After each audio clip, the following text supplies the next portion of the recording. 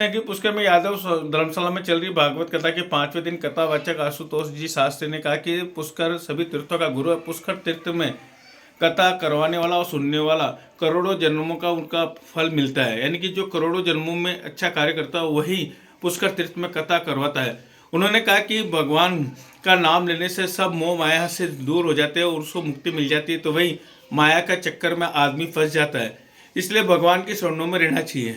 यानी कि यादव धर्मशाला में 25 दिसंबर से 31 दिसंबर तक भागवत कथा का आयोजन किया जा रहा है, जिसमें नेमी शरण के सुप्रसिद्ध कथावाचक आशुतोष जी शास्त्री प्रतिदिन दोपहर को 1 बजे से 5:30 बजे तक भक्तों को कथा का रसपान करवा रहे हैं।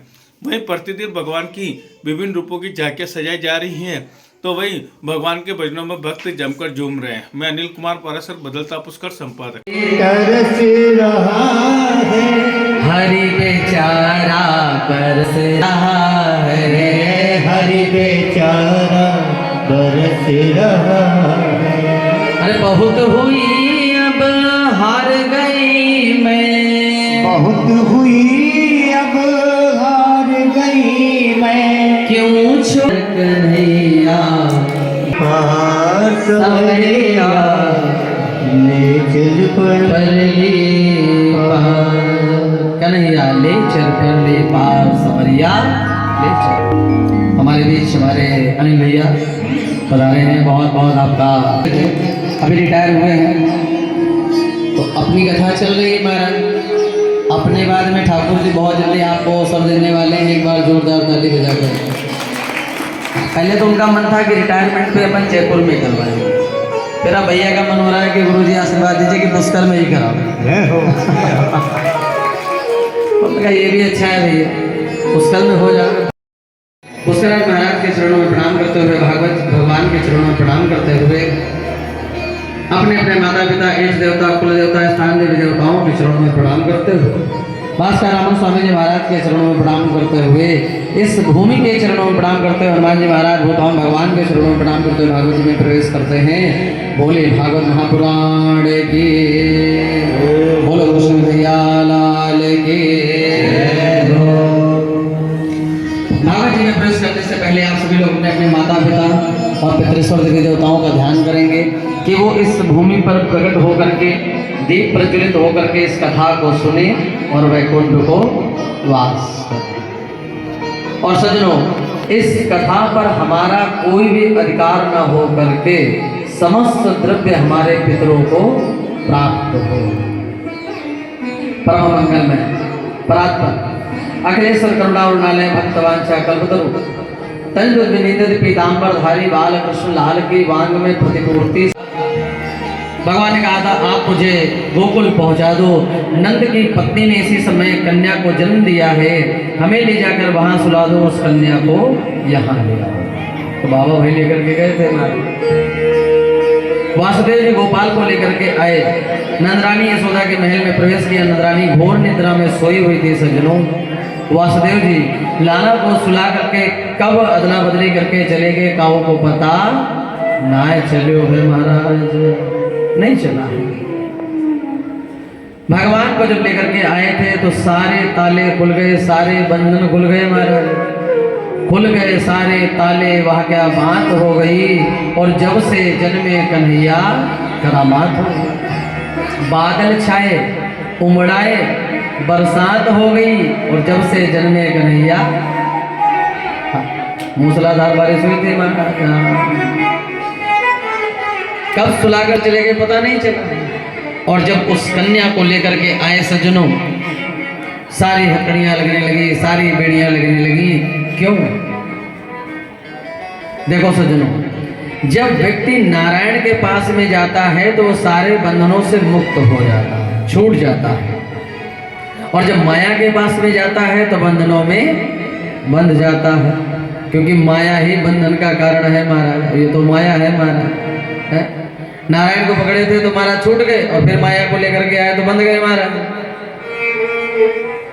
बोले 8वां हो गया, 8वां हो गया, 8वां हो गया। एक बार तो सोचा कन्या है छोड़ देते हैं। फिर सोचा, आकाशवाणी ने ये नहीं कहा था कि पुत्र होगा कि पुत्री होगा, ये कहा था कि अष्टम गर्भ तुम्हारा काल है।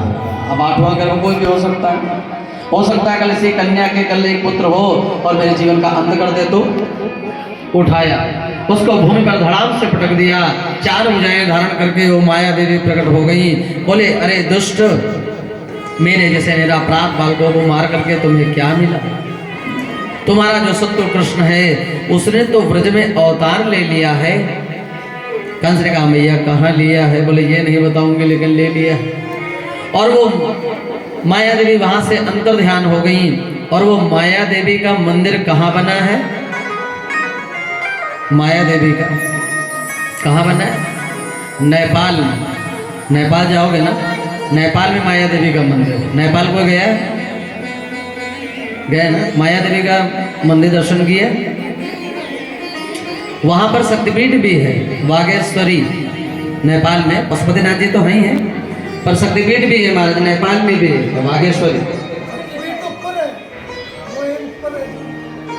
वो तो माया देवी बन जाते हैं जो रोपवे से जाते हैं। हाँ, माया देवी और नीचे वागेश्वरी है।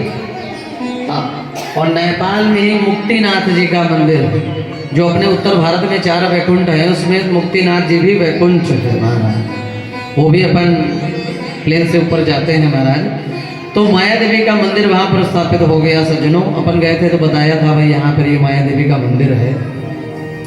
कहीं जाओगे तीर्थों में, जब यात्रा करोगे, दर्शन के लिए निकलोगे, तभी पता चलेगा कि कहाँ पर क्या है क्या नहीं है। पुष्कर जी में भी कितने घाट हैं ये पता है ना? अच्छा, 52 घाटों के दर्शन करें कि नहीं करें अभी तक? किसने किसने करे? करे ना? पैदल परिक्रमा अभी किसी ने करी कि नहीं करी?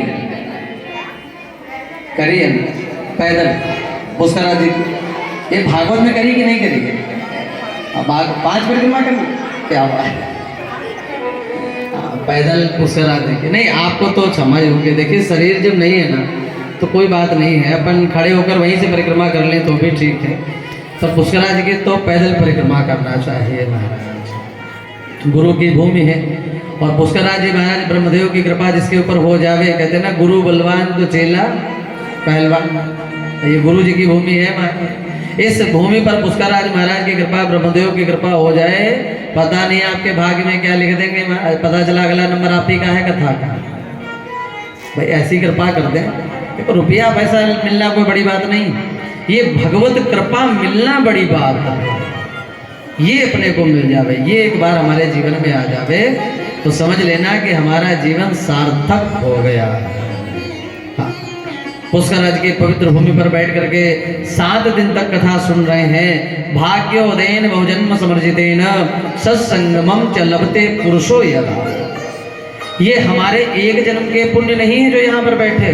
भाग्योदयन करोड़ों जन्मों के पुण्य जब उदय होते हैं तभी तीर्थ भूमि में कथा सुनने का फल हमको प्राप्त होता है।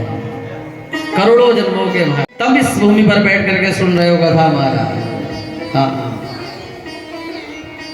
तो आप 7 दिन तक नियम से कथा सुन रहे हैं तो बड़े भागी हैं, और नहीं सुन पा रहे हैं तो चलो भाई कथा हो रही 1 दिन के लिए हुआ है तो वो भी बहुत है महाराज। 1 घड़ी आधी में पुनिया, अरे 1 मिनट का सत्संग ही जीवन को बदल देता है। और न समझने वालों को तो 7 दिन की कथा भी इधर से सुनेंगे और इधर से निकल जाएगी। क्या तात्पर्य? खैर ये तो हो गई मथुरा की बातें। अब चलते हैं गोकुल में। बोले नंद के लाला की।